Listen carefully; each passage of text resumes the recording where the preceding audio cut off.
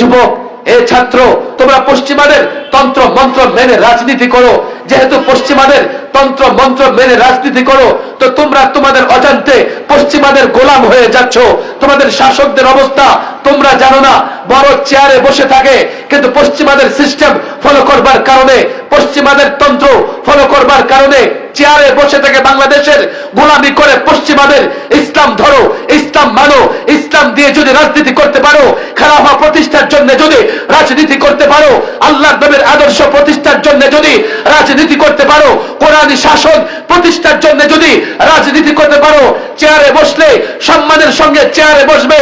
5 বছরের জন্য নয়, যতদিন জনগণের কল্যাণে কাজ করবে ততদিন 50 বছর 100 বছর ক্ষমতায় থাকবে, কেউ আপত্তি করবে না। 56,000 বর্গ মাইলের বাংলাদেশ নয়, গোটা পৃথিবীর রাজত্ব করবে। আল্লাহর কসম করে বলছি, তোমরা করেছো 1000 বছর গোটা দুনিয়া শাসন করেছো। যদি ইসলাম না মানতে পারো, ইসলাম না ধরতে পারো, দেশ হেফাজত করতে পারবে না।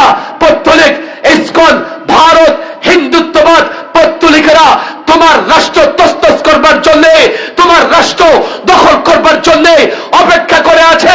বস্তুবাদী যদি হও, প্রচলিত রাজনীতিবিদ যদি হও, দেশ হেফাজত করতে পারবে না।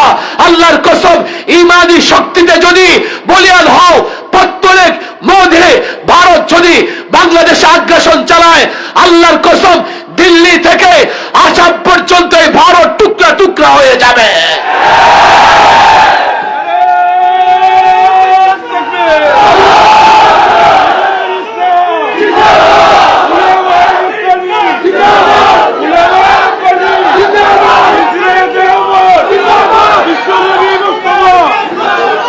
আমি এই ছাত্র আলেম ওলামাদের বলি, দেখো, একটা সময় এসেছে এই যুবকদেরকে ইসলাম বুঝাইতে হবে। এই যুবকেরা ইসলাম বুঝে না বলে কত রকমের ইজম মানে, ডেমোক্রেসি মানে, সেকুলারিজম মানে, ন্যাশনালিজম মানে। আফসোস, কার্ল মার্কস আর লেনিনের ইজম মানতে পারো, অথচ রাসূলুল্লাহর ইসলাম মানতে পারো না।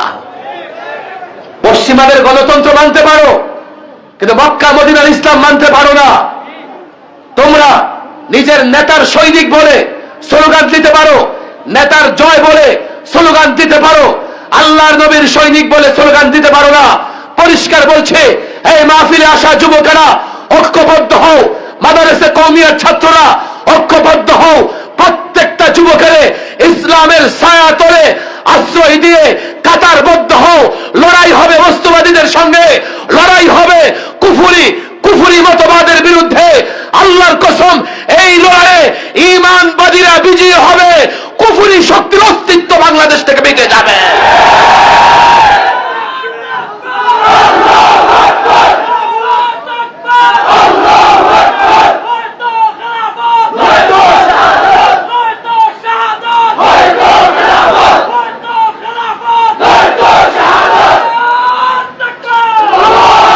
পরিষ্কার কথা, যদি রাজনৈতিক দ্বন্দ্ব হয় তখনও আমরা সন্ধি সোলা চাই। একজন হাফিজ হুজুর রাহিমাহুল্লাহ বাংলাদেশে তওবার রাজনীতির ডাক দিয়েছিলেন, নোংরা রাজনীতি ছাড়ো, ঝগড়াঝাটি ছাড়ো, খেলাফত প্রতিষ্ঠার কাজ করো। শুধু বাংলাদেশের রাজনৈতিক গুলোর মধ্যে সমঝোতা নয়, বাংলাদেশের গণ্ডি পেরিয়ে হাফিজ হুজুর চেয়েছিলেন ইরানের যুদ্ধের ক্ষেত্রে ও সুলহ করতে, মীমাংসা করতে। বাংলাদেশের রাজনীতি চলতেছে, যে রাজনীতি চলতেছে এটা একটা প্রচলিত রাজনীতি। আপনাদের কষ্ট হচ্ছে না তো? আমার দিকে তাকান, সামনে তো মিডিয়াওয়ালারা আছো, একবারে চুপচাপ থাকো। সিরিয়াস কথা বলতেছি, আর এই কথাগুলো বলার আগে অনেক ঝুঁকি মাথায় নিয়ে কথা বলা লাগে। বাংলাদেশে যে রাজনীতি চলতেছে, এই রাজনীতিতে 53 বছর ধরেই গন্ডগোল হচ্ছে। শুধু গন্ডগোল হচ্ছে এমন না, 53 বছরে বাংলাদেশে রাজনৈতিক কারণে যত রক্ত ঝরেছে, পৃথিবীর নানা দেশে যুদ্ধেও এতটা রক্ত ঝরে নাই। 53 বছর ধরে রাজনৈতিক সংঘাত চলতেছে। যে ক্ষমতায় থাকে তার ক্ষমতায় টিকে থাকবার চেষ্টা, আর যারা ক্ষমতায় নাই তাদের ক্ষমতায় যাবার চেষ্টা। এই উভয়ে লড়াই এবং ঝগড়া করে, আর উভয়ে জনগণের কল্যাণের জন্য লড়াই করে। তারা সেটা বলে, তবে আমাদের এলাকায় একটা কথা আছে এমন যে পাড়া পুতার ঘষাঘষি মরিচের জীবন শেষ, ওদের ক্ষমতার দ্বন্দ্বে সাধারণ জনগণের জীবন শেষ। পরিষ্কার বলি, আজকে ওলামায়ে কেরাম দায়িত্ব নেবে, রাজনৈতিক দলগুলো তোমরা এই প্রচলিত রাজনীতি ছেড়ে কোরআনী শাসন প্রতিষ্ঠার রাজনীতি করো। এই 53 বছরে রাজনৈতিক দ্বন্দ্বে এতগুলো গাড়ি আগুনে পড়েছে, ভাঙচুর হয়েছে, জাপান বছরে এতগুলো গাড়িও বানায় না। এই 53 বছরের রাজনৈতিক কারণে এত যুবক পা হারিয়েছে, হাত হারিয়েছে, চোখ হারিয়েছে, এত মা তার সন্তান হারিয়েছে, এত স্বামী এত স্ত্রী তার স্বামী হারিয়েছে, এত সন্তান তার বাবা হারিয়েছে। 53 বছরে রাজনৈতিক দ্বন্দ্বের কারণে এতটা সম্পদ নষ্ট হয়েছে। 53 বছরে এই রাজনৈতিক দ্বন্দ্বের কারণে দেশ এতটা উত্তপ্ত হয়েছে। এই রাজনৈতিক দ্বন্দ্ব দেখতে চাই না। এই রাজনৈতিক দ্বন্দ্ব সমাধান করতে হলে প্রচলিত নোংরা রাজনীতি বাদ দিয়ে কোরআন সুন্নাহ প্রতিষ্ঠার রাজনীতি করতে হবে। বলবেন হুজুর কিভাবে সম্ভব? আমার দিকে তাকান। প্রচলিত রাজনীতি কোরআন শাসন, কোরআনী শাসন ব্যবস্থা, ইসলামী রাজনীতির মধ্যে 3টা পার্থক্য আপনারা জেনে দেন। হাজারো পার্থক্য আছে। আমি ওই 3টা বিষয়ে পার্থক্য নিয়ে আলোচনা করতে চাই, যে 3টা বিষয়কে সামনে রেখে প্রচলিত রাজনীতি, কি রাজনীতি? ডেমোক্রেসি, সোশ্যালিজম, ন্যাশনালিজম, সেকুলারিজম, এই রাজনীতিগুলোকে নানাভাবে অত্যাধুনিক মনে করা হয়। কেন? নানা সংঘাত পেরিয়ে তারা কিছু বিষয় একমত হয়েছে। পার্লামেন্টের শাসনে, সংসদীয় গণতন্ত্রে তারা একমত হয়েছে। মেয়াদ 5 বছর একমত হয়েছে। কোন কোন দেশে 2 মেয়াদের বেশি প্রেসিডেন্ট প্রধানমন্ত্রী হয়, এই বিষয়ে একমত হয়েছে। এখন জাতি মনে করতেছে, হায় এই তন্ত্রমন্ত্রগুলো তো ভালো, তন্ত্রমন্ত্রগুলো নিয়ে তো কাজ করা যায়। কিন্তু ইসলামী অনুশাসন বাদ দিয়ে, ইসলামী রাজনীতি বাদ দিয়ে, কোরআন সুন্নাহ প্রতিষ্ঠার যে রাজনীতি বাদ দিয়ে আমরা যে গণতন্ত্র, আমরা যে সেকুলারিজম, আমরা যে ন্যাশনালিজম, আমরা যে ডেমোক্রেসি পালন করতেছি, কিছু রীতি নীতি যে আমাদেরকে দেওয়া হয়েছে, এর প্রত্যেকটা রীতি নীতি আমাদের ধ্বংস ডেকে আনতেছে। এক, প্রচলিত রাজনীতিতে, রাষ্ট্র ব্যবস্থায় একদল ক্ষমতায় থাকতে পারে কয় বছর? সর্বোচ্চ কয় বছর? কয় বছর? আমার দিকে তাকান। এখন আর কথা বলা যাবে না। 5 বছর পর পর ক্ষমতা নবায়ন করা লাগে। কথা ঠিক না ঠিক? আচ্ছা, যদি ইসলামী শাসন ব্যবস্থা হয় কোনো মেয়াদ নাই। ইসলামী শাসন ব্যবস্থা হলে কি নাই? আচ্ছা, এখন কি মেয়াদ না থাকা ভালো না 5 বছর মেয়াদ থাকা ভালো? বলেন। যদি উত্তর না জানেন দিবেন না। ইসলাম বলে কোন মেয়াদ নাই, আর প্রচলিত রাজনীতি বলে মেয়াদ বাংলাদেশে কয় বছর? আচ্ছা, এখন যদি 5 বছর মেয়াদ থাকে আর আপনি কোন লুটেরা, ডাকাতকে 5 বছরের জন্য নির্বাচিত করেন, ওই 5 বছর ধরে আপনার কিলাইতে থাকবে। যদি কোন পাচারকারী ক্ষমতা পায়, 5 বছর দেদার সে অর্থ পাচার করবে, পাচার টাচার করে ক্ষমতা পালাবদলের সময় আসলে দেশ ছেড়ে পালাবে। ইসলামের রাজনীতির যেহেতু কোনো মেয়াদ নাই, যতক্ষণ কোরআন সুন্নাহ মেনে জনতার জন্য কাজ করবে, 50 বছর থাকো ক্ষমতায়, আজীবন ক্ষমতায় থাকো, কোরআন সুন্নাহ মেনে জনতার কল্যাণে কাজ করবে না, 5 বছর নয় 5 ঘন্টাও ক্ষমতায় থাকতে পারবে না। এবার মেয়াদ থাকা ভালো না থাকা ভালো? 2, প্রচলিত রাজনীতিতে সরকারি দল বিরোধী দলের খেলা আছে না নাই? ইসলামী রাজনীতিতে সরকারি দল আর বিরোধী দল বলতে কিছুই নাই। এখন সরকারি দল বিরোধী দল থাকা ভালো না থাকা ভালো? খেয়াল করেন, দেখেন বাংলাদেশের সরকারি দল মানে কি?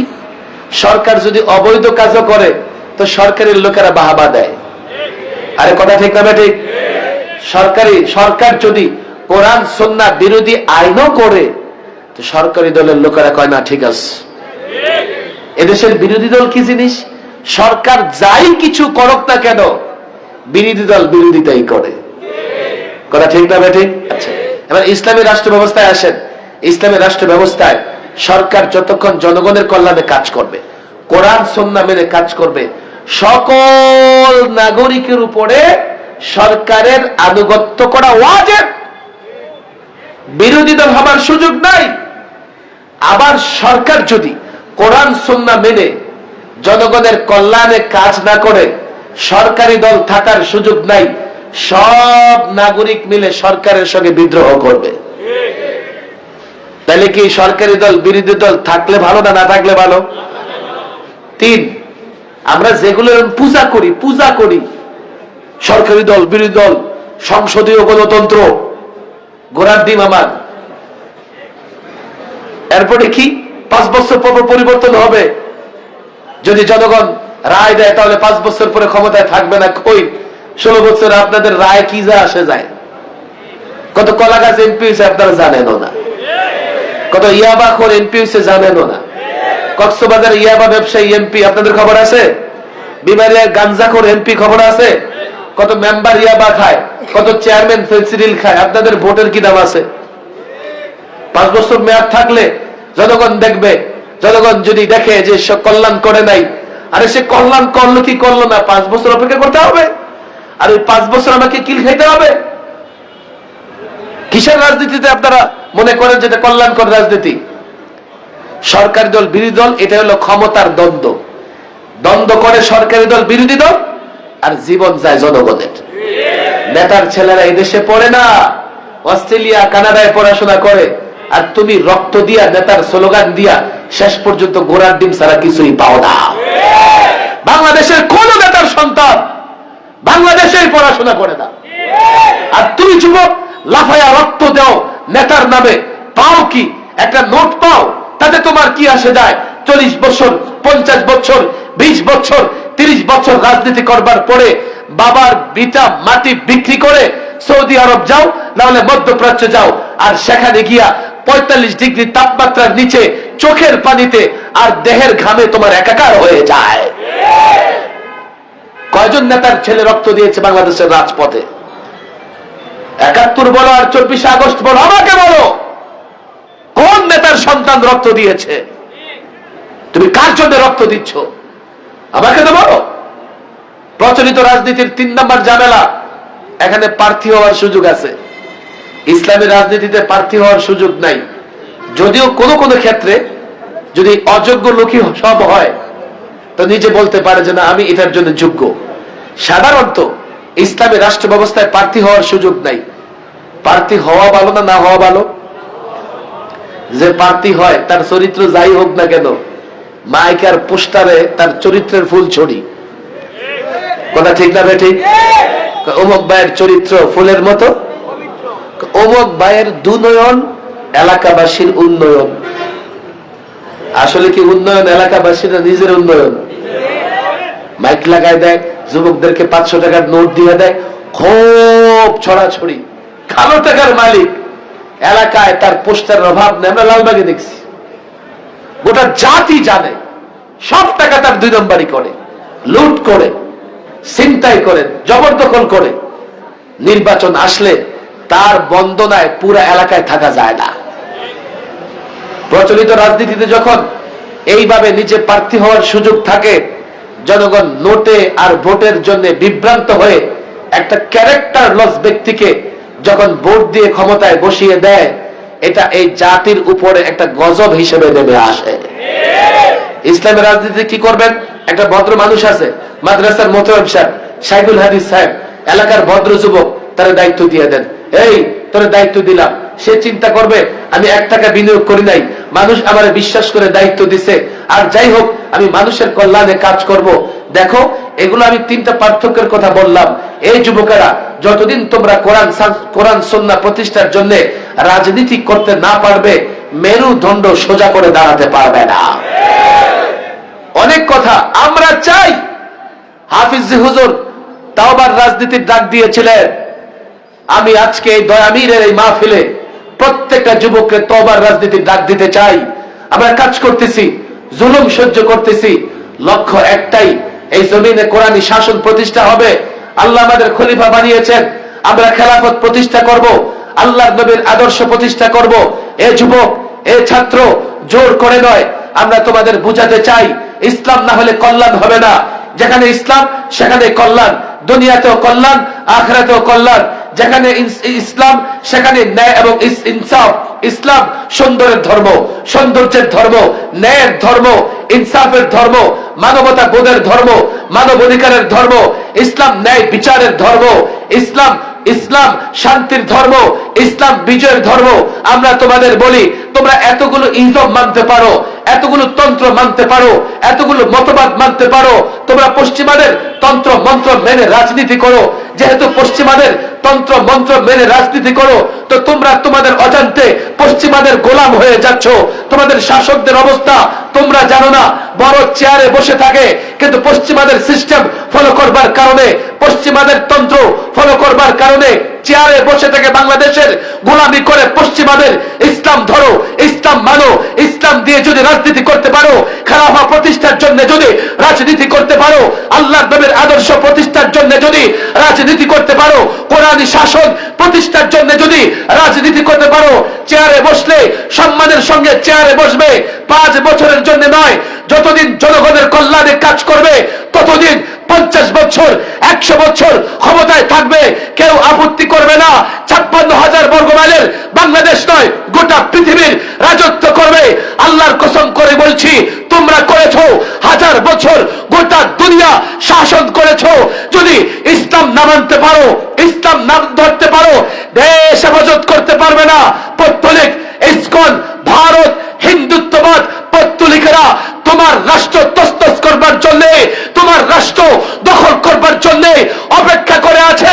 বস্তুবাদী যদি হও, প্রচলিত রাজনীতিবিদ যদি হও, দেশ হেফাজত করতে পারবে না। আল্লাহর কসম, ইমানি শক্তিতে যদি বলিয়ান হও, পত্তলিক মোদে ভারত যদি বাংলাদেশে আগ্রাসন চালায়, আল্লাহর কসম, দিল্লি থেকে আসাম পর্যন্ত ভারত টুকরা টুকরা হয়ে যাবে।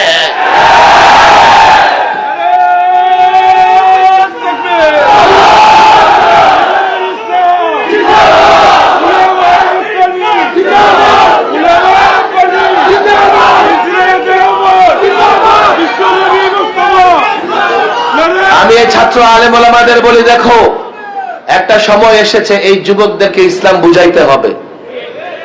এই যুবকেরা ইসলাম বুঝে না বলে কত রকমের ইজম মানে, ডেমোক্রেসি মানে, সেকুলারিজম মানে, ন্যাশনালিজম মানে। আফসোস, কার্ল মার্কস আর লেনিনের ইজম মানতে পারো, অথচ রাসূলুল্লাহর ইসলাম মানতে পারো না। পশ্চিমাদের গণতন্ত্র মানতে পারো, কিন্তু মক্কা মদিনার ইসলাম মানতে পারো না। তোমরা নিজের নেতার সৈনিক বলে স্লোগান দিতে পারো, নেতার জয় বলে স্লোগান দিতে পারো, আল্লাহর নবীর সৈনিক বলে স্লোগান দিতে পারো না। পরিষ্কার বলছে, এই মাহফিলে আসা যুবকেরা ঐক্যবদ্ধ হও, মাদ্রাসা কওমিয়ার ছাত্ররা ঐক্যবদ্ধ হও। প্রত্যেকটা যুবকের ইসলামের ছায়া তলে আশ্রয় দিয়ে কাতারবদ্ধ হও। লড়াই হবে বস্তুবাদীদের সঙ্গে, লড়াই হবে কুফরি মতবাদের বিরুদ্ধে। আল্লাহর কসম, এই লড়াইয়ে ঈমানবাদীরা বিজয়ী হবে, কুফরি শক্তির অস্তিত্ব বাংলাদেশ থেকে মিটে যাবে।